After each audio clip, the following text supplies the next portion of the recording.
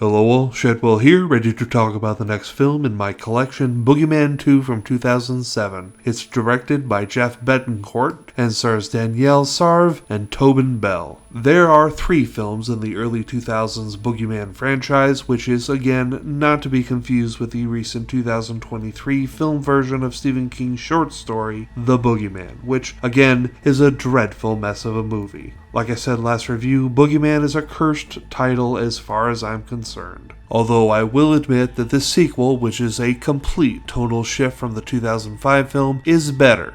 Not great, or even very good, but it is an improvement and that does count for something. Not much, but something. Whereas the first one was mostly bloodless and very light on on-screen violence, this one is most certainly the opposite of both, with a little sex scene nudity thrown in for flavor, I guess. This DVD is labeled as the unrated director's cut, but I don't know if a rated theatrical cut of this film exists, and as far as I know, this is the only release there is, but it's pretty extreme.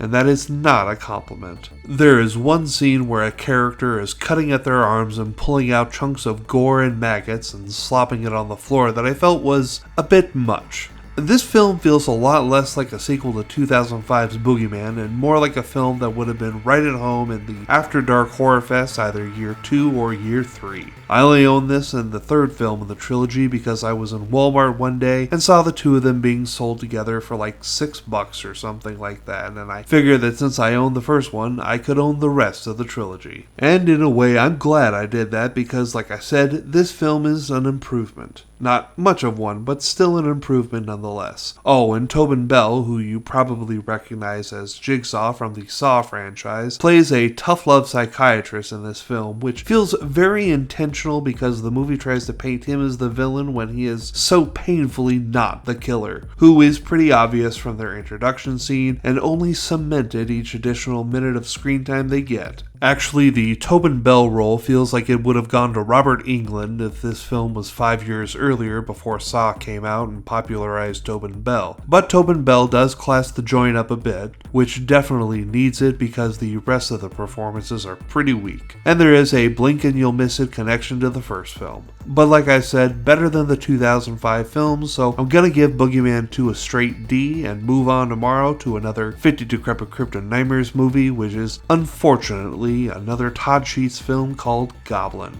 and I'm really not looking forward to it. Oh well, see y'all then.